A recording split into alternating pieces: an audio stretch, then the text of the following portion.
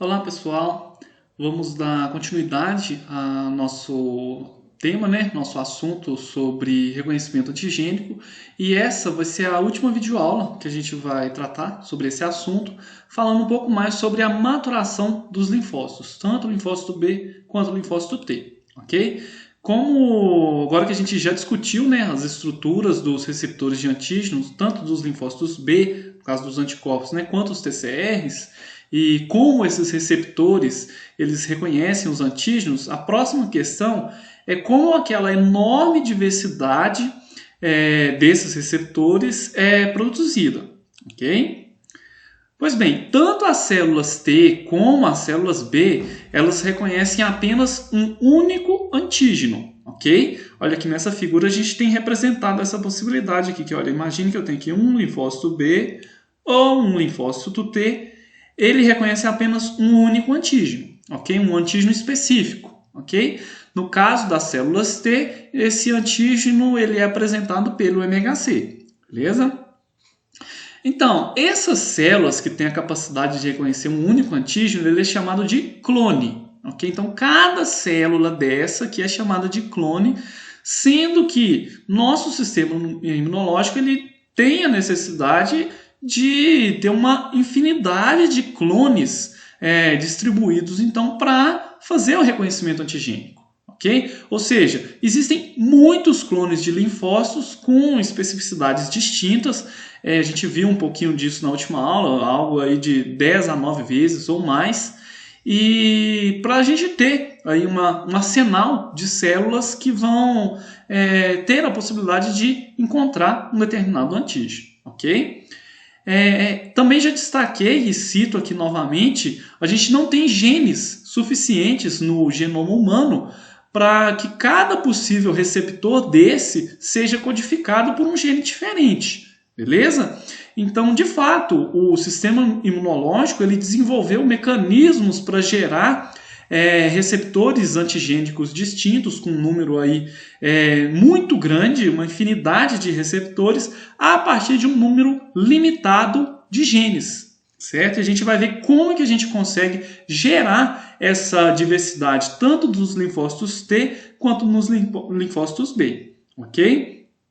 Essa diversidade ela é devido à recombinação gênica na própria geração desses receptores, assim como alguns outros mecanismos de alteração desses receptores. Então a gente vai ver com mais detalhe como é que isso funciona, certo? E quando há o reconhecimento do linfócito pelo um determinado antígeno, ocorre então o que a gente conhece como expansão clonal. Lembram disso? Quando a gente tem esse reconhecimento aqui, que é de um linfócito que a gente chama de linfócito virgem, há um determinado antígeno, ocorre sua expansão clonal e a gente vai ter aqui várias divisões celulares que vão aumentar o número de células que são responsáveis por reconhecer esse antígeno específico, certo?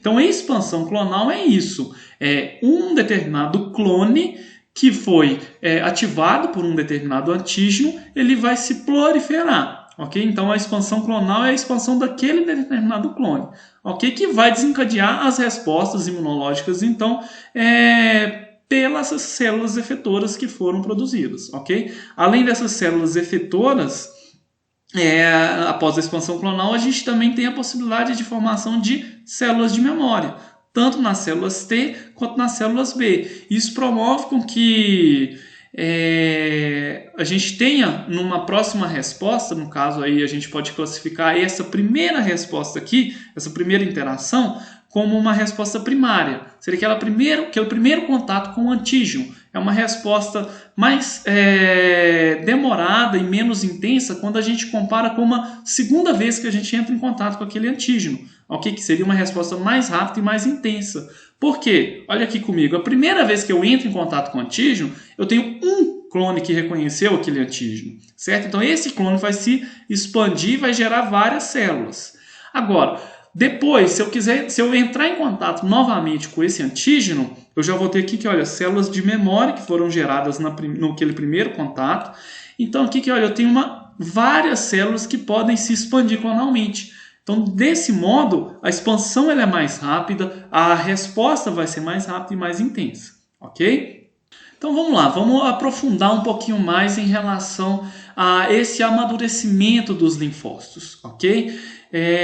Aqui a gente pode destacar uma célula que, de fato, ele surge, os linfócitos, tanto os linfócitos B quanto os linfócitos T, eles surgem a partir de um precursor derivado da medula óssea comum, certo? Então, a partir de uma célula-tronco multipotente, essa célula-tronco multipotente, ela vai gerar um progenitor linfóide comum, ok? Então, as células B e as células T, elas são derivadas desse progenitor linfóide comum aqui, ok? O comprometimento para a linhagem B ou para a linhagem T, ou seja, a diferenciação aqui, ela vai depender de instruções recebidas por essas células, ali, por vários receptores de superfície celular que vão induzir reguladores de transcrição específicas para cada um desses tipos celulares, ok? Então, tem ali vários receptores, eles vão ativar fatores de transcrição distintos, ou seja, eu tenho receptores diferentes e a ativação de cada um desses receptores vão permitir a diferenciação em linhagens que vão dar origem aos linfócitos B e também a diferenciação em linhagens que vão dar origem aos linfócitos T. Ok? É interessante a gente relembrar isso aqui, que olha, a maturação das células B, elas continuam na medula óssea, onde foi aqui gerado, olha, o progenitor linfóide comum. Já o linfócito T, esse progenitor aqui, que olha, ele vai dar origem a uma linhagem que vai se direcionar para o timo, onde vai acontecer a sua maturação. Okay? Então, as células T iniciais, elas migram e completam sua maturação no timo. E a gente vai ver um pouquinho mais detalhe como é que acontece isso. Beleza? Pois bem, a maturação inicial, ela aqui pode ser que, ó, imagine comigo o seguinte, a célula diferenciou o progenitor linfóide comum, ele deu origem a uma célula inicial chamada de Pro-B ou Pro-T. Cada uma vai dar origem aí ao linfócito B ou ao linfócito T, ok? Então, nessa imagem aqui, que olha, eu tenho um esquema que, de maneira geral, está representando aqui essas duas possibilidades, ok? Então, aqui, que olha, a maturação inicial, depois de ter alcançado aqui, que olha, esse compromisso a partir do progenitor linfóide comum, ou seja, comprometeu os linfócitos B, as linhagens, né, anteriores, vão continuar na medula óssea e o linfócito T vai migrar para o timo, ok? Então, essas células aqui, inicialmente, elas vão se proliferarem. E essa proliferação inicial ela é induzida principalmente por uma interleucina conhecida como IL-7, a interleucina 7, certo? Ela que vai levar, então, a essa expansão inicial no número de linfócitos, ok? Tais eventos, então, que a gente vai descrever todos aqui agora, eles são comuns tanto aos linfócitos B quanto aos linfócitos T. A gente tem algumas diferenças e uma delas é que a maturação dos linfócitos B acontece na medula óssea e dos linfócitos T acontece no timo, ok? Os receptores de antígenos, eles são inicialmente codificados, né, por vários segmentos gênicos que vão se recombinarem, ok? Então vai sofrer uma recombinação durante a maturação desses linfócitos. Então aqui nesse esquema, que olha, é apresentado aqui primeiro, tanto para as células Pro-B quanto as células T, Pro-B e Pro-T, elas vão inicialmente expressar uma cadeia de receptor antigênico, certo? Então não é o receptor completo. E essa expressão aqui vai gerar uma célula que a gente chama de célula pré. Essa célula pré pode ser a célula pré-B ou célula T. Certo? Essa expressão aqui do receptor garante a sobrevivência da célula. Se a célula ela não consegue expressar esse receptor, e a gente vai ver como que isso acontece, essa falha vai promover a morte da célula. Então ela não consegue maturar. Okay? Então só as células que conseguem expressar os seus receptores é que vão dar prosseguimento no processo de maturação. Se ocorre uma falha nessa expressão, a célula morre por apoptose. Ok? Então, é interessante a gente destacar que essa seleção ela acontece em outros estágios também. Ok? Então, aqui, depois que a célula pré-B e T ela completa a sua expressão do receptor de antígeno, essa expressão novamente aqui ela é garantida para o processo de maturação. Se a célula continua não expressando um receptor antigênico, ela também passa por outro processo de morte celular. Ok? Então, cada ponto desse daqui garante que a gente vai gerar uma célula T ou B madura no final do processo. Se a gente tem alguma falha nessa expressão dos receptores, tanto de célula B quanto de célula T, a célula morre por apoptose, ok?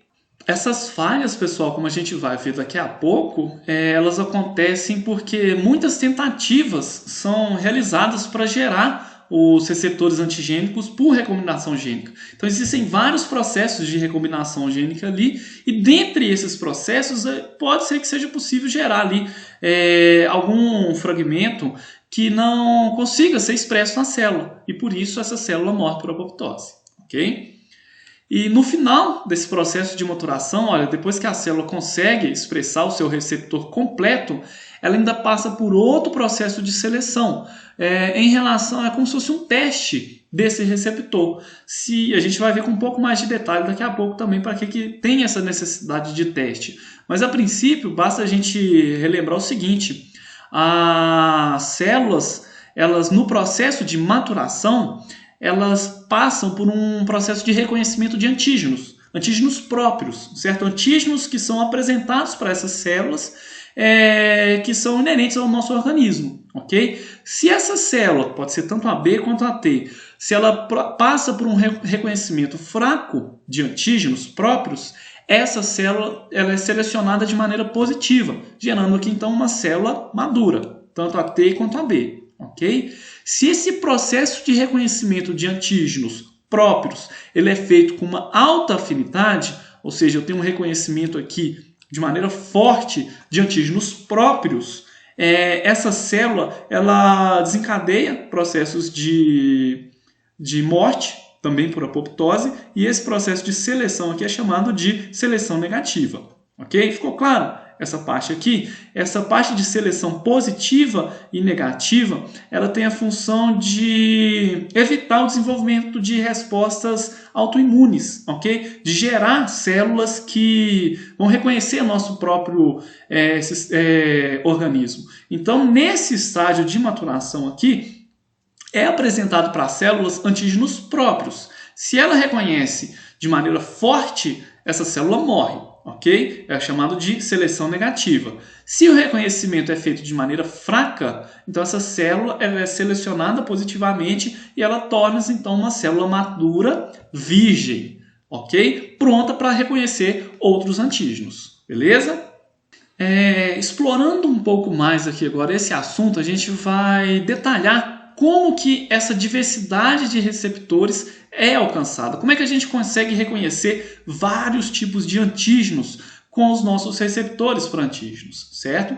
As células-tronco hematopoéticas na medula óssea e até os progenitores linfóides iniciais, eles contêm os genes dos anticorpos, né, dos receptores de anticorpos, no caso para as células B, e também dos TCRs, ok? Na sua configuração herdada, ou seja, na linhagem germinativa, certo? Então imagine aqui comigo, uma linhagem progenitora, ela vai ter tanto genes para sintetizar anticorpo, quanto gene para sintetizar o TCR, certo? O que vai diferenciar é que quando essa célula passa por um processo de diferenciação, apenas algum desses genes que são ativados. Ou seja, a célula que se comprometeu para ser uma célula T, ela vai ter os genes, vai ser possível simplesmente a expressão dos genes para a síntese dos receptores de células T.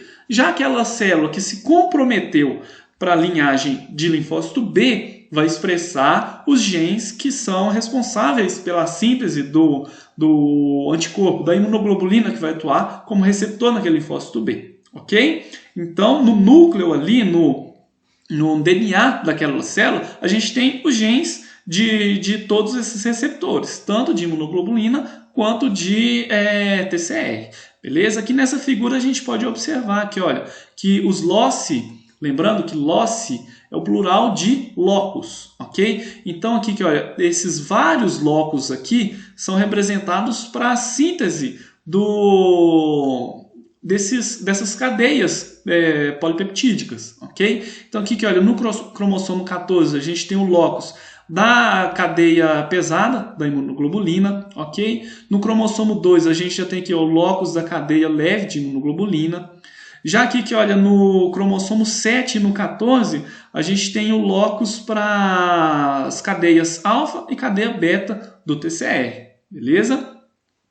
Dentro dessas regiões aqui, que olha, tanto na imunoglobulina quanto nos TCRs, a gente tem múltiplos genes variáveis, numerados aqui, que olha, a gente tem genes variáveis para cada um desses segmentos aqui, que olha, em até algumas centenas, em uma ou alguns genes também de regiões constantes. Lembram lá, tanto nas imunoglobulinas quanto nos TCRs, a gente tem regiões variáveis e regiões constantes, certo? Entre os genes variáveis e constantes, existem grupos de várias sequências de codificação curtas, chamadas de segmentos gênicos, certo? De diversidade e de junção. Olha aqui, a gente vai representar aqui, que olha, como letra D e a letra J, certo? A gente vai entender um pouquinho com mais detalhe o que são cada uma dessas regiões. Notem que eu tenho aqui, olha, regiões que são variáveis, região V, região D e região J, certo? Isso aqui também conta também para TCR. Olha, eu tenho aqui regiões que são variáveis, aqui, olha, região D e região J. Beleza? Aqui, olha, outra região D. Então, a gente varia em relação aqui aos números dessas regiões, ok?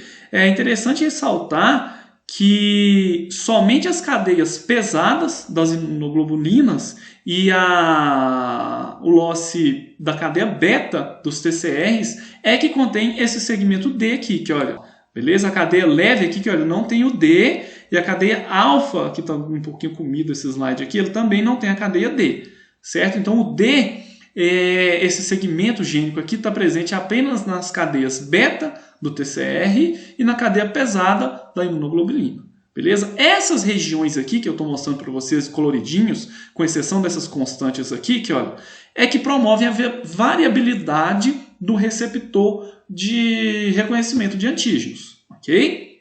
Pois bem, vamos prestar bastante atenção nessa figura aqui, que olha, a expressão de uma cadeia pesada de imunoglobulina, ela envolve eventos de recombinação gênica, certo? Primeiro, olha aqui, vamos acompanhar aqui, que olha, eu tenho um segmento gênico aqui, que olha, com os segmentos variáveis, o segmento D, o segmento J, certo? Então, cada um desses segmentos aqui vão sofrer recombinação somática, certo? Ou seja, eu vou juntar aqui inicialmente os fragmentos D e J. Isso aqui é uma figura representando para a célula B, tá ok?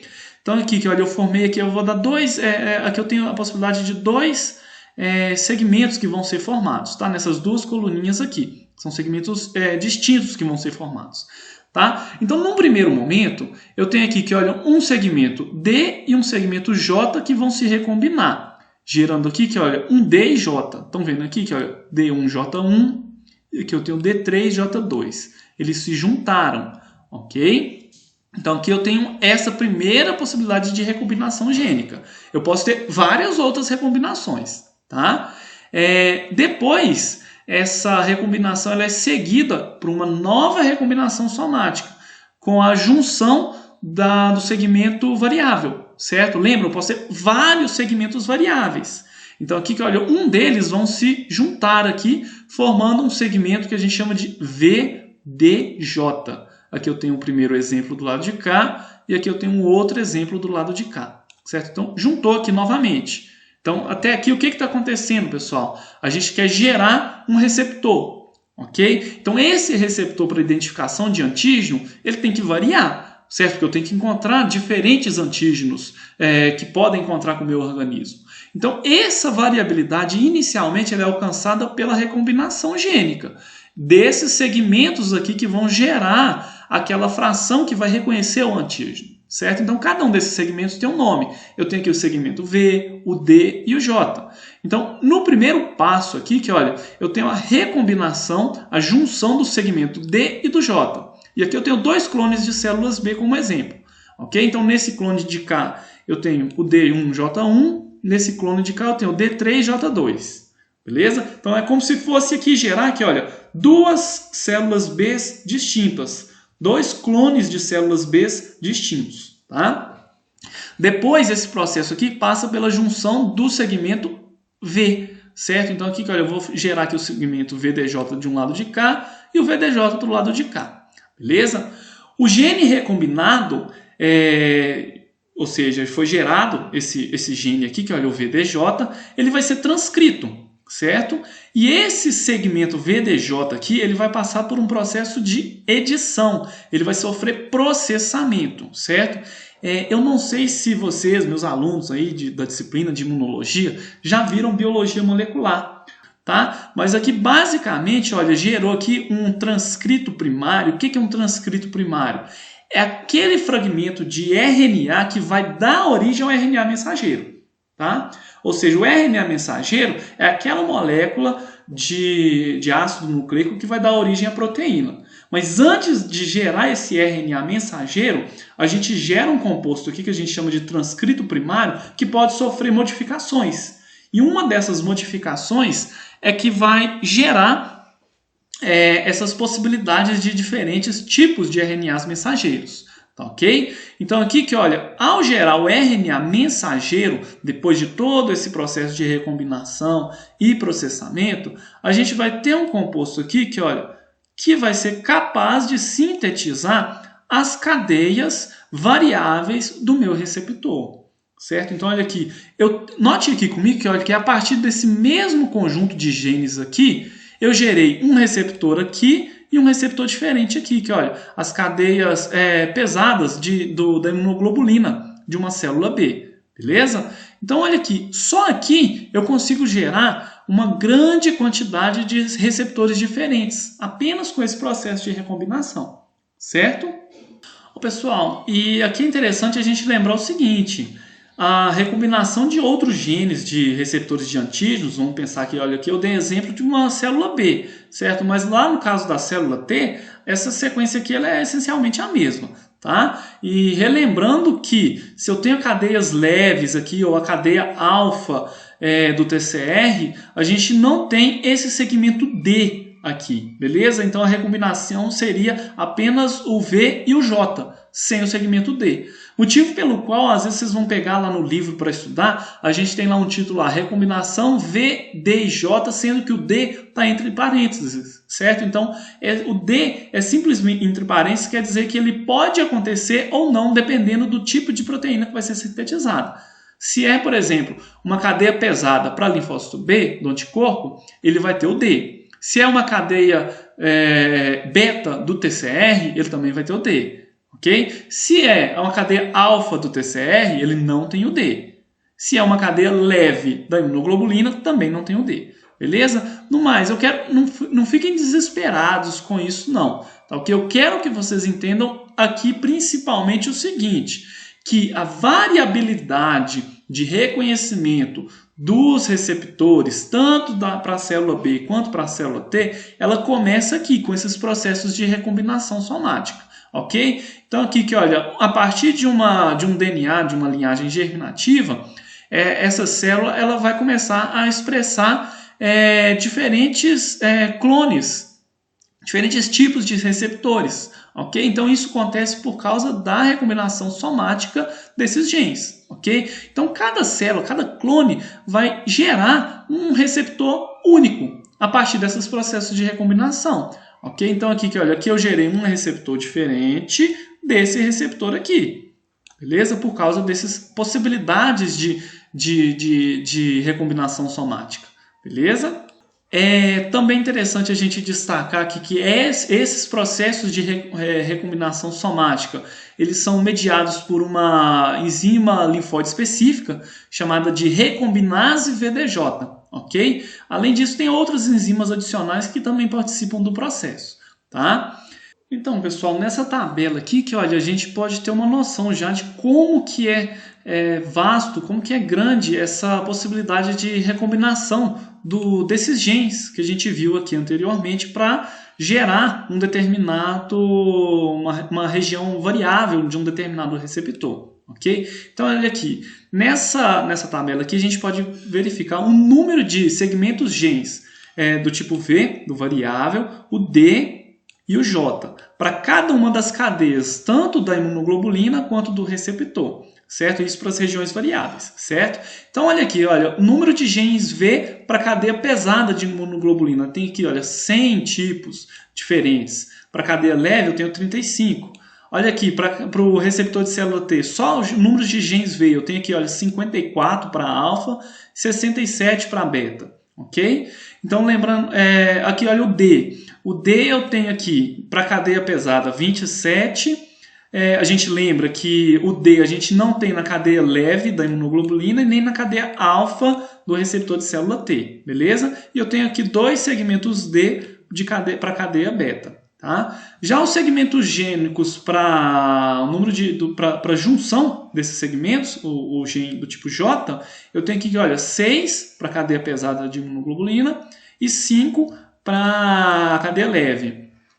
Aqui, que olha, para as cadeias alfa e beta, eu tenho aqui 61 para alfa e 4 para a cadeia beta, certo? E relembrando, para gerar uma cadeia, eu vou ter a junção aqui, que olha, de um segmento V, um D e um J. O D quando ele houver, certo? Então, olha aqui, que olha, se a gente for fazer uma análise combinatória, eu posso fazer aqui, que olha, 100 possibilidades diferentes de V com 27 de D com 6 de J. Isso para gerar uma cadeia pesada, certo? Olha aqui para a beta dos linfócitos T. Eu posso juntar aqui, olha, 67 aqui, variando com 2 aqui, com 4 aqui. Eu vou precisar de um de cada, certo? Então aqui eu teria uma análise combinatória. Não sei se vocês vão lembrar lá da matemática.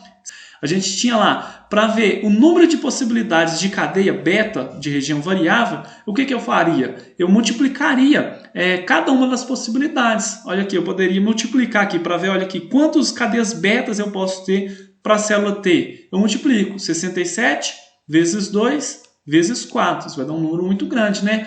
Não maior do que, por exemplo, a cadeia pesada da imunoglobulina, que eu teria que multiplicar aqui, olha, 100 por 27 por 6. É uma análise combinatória, ok? Então, só aqui, com essas possibilidades de combinação, eu já consigo ter um número muito grande de diversidades, de possibilidades, né, para gerar um receptor, certo?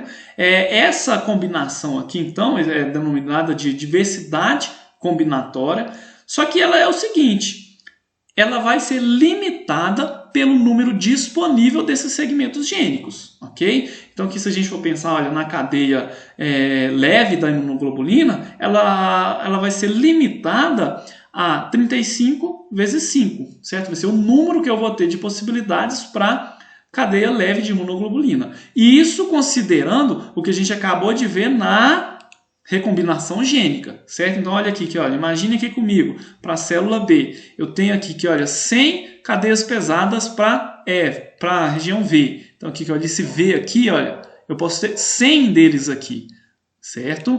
Olha aqui, para o D, eu tenho 27, para a cadeia pesada da imunoglobulina. Então, aqui, olha, o D, eu tenho 27 Ds diferentes aqui, certo? E aqui, olha, eu tenho 6 J's. Então, aqui nessa figurinha eu teria 6. Aqui já está até representado aqui, olha, de 1 a 6, certo?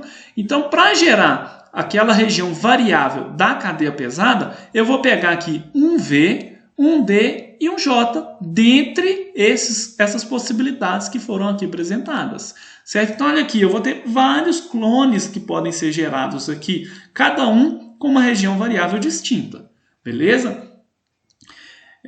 Ficou claro? Qualquer dúvida, vocês podem me incomodar lá depois por e-mail ou pelo fórum de dúvidas, ok? O que é interessante aqui agora a gente prestar muita atenção? Deixa eu limpar aqui esse slide, aqui para ficar fácil da gente entender.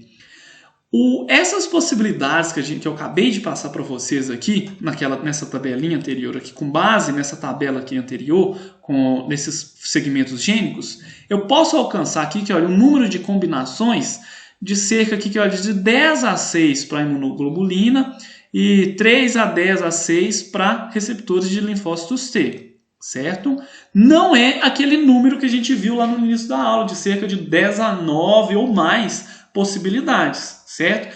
Essa diversidade ela é aumentada quase que de maneira ilimitada por meio de alterações nessas sequências gênicas aqui. Que olha, a gente pode alterar aqui, que olha, pela adição de nucleotídeos num determinado segmento desse daqui, remoção de nucleotídeos, ok?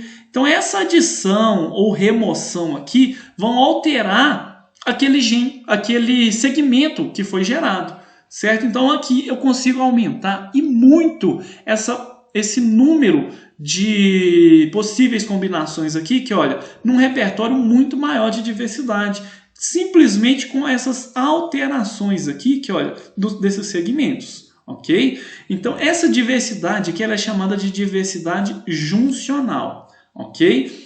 Como é que isso acontece, Ricardo?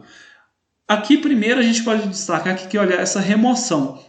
A remoção de nucleotídeos específicos aqui, na verdade nem específica, de maneira aleatória, ela acontece por ação de enzimas chamadas de exonucleases, ok? Elas podem remover nucleotídeos a partir desses segmentos genéticos, V, D ou J, nos locais da recombinação, certo? Então lembram lá aqui na recombinação, durante esse processo de recombinação aqui, que olha, a gente tem enzimas que são exonucleases que podem retirar um determinado nucleotídeo. Então quando ele retira um determinado nucleotídeo, ele muda aquele segmento gênico, certo? Então vai gerar um outro receptor lá no final. Ok? Isso vai aumentar e muito a diversidade de receptores que vai ser gerados no final. Ok? Além dessa enzima de exonucleases, a gente tem também aqui que olha, enzimas específicas que vão promover a adição de nucleotídeos. Ok? Também nesses processos de recombinação gênica. Então pode ser tanto a retirada quanto a adição aleatória de nucleotídeos que não fazem parte daquela linhagem germinativa, certo? Então eu também mudei novamente aqui aquele segmento de DNA que vai gerar aquele receptor, ok? É interessante que, olha aqui, destaca esses números como foram aumentados, olha, de 10 a 6, na ordem de 10 a 6, foram aumentados para a ordem aqui, olha, de 10 a 11, até 10 a 16 possibilidades de receptores. Okay? Com isso, a gente consegue garantir que praticamente qualquer micro-organismo, qualquer substância estranha que entre em contato com o nosso corpo, a gente consegue reconhecer. Ok? Pois bem, pessoal, essa aula estava ficando um pouquinho grande, então eu resolvi dividi-la, esse assunto, e vou deixar o restante que vai ser a gente falar um pouquinho mais sobre os processos de maturação tanto do linfócito B quanto do linfócito T para a próxima videoaula, ok? Então aqui a gente acabou de ver como que a diversidade de receptores é gerada, ok? O restante do processo de maturação a gente vê no nosso próximo vídeo, beleza? Aguardo vocês lá.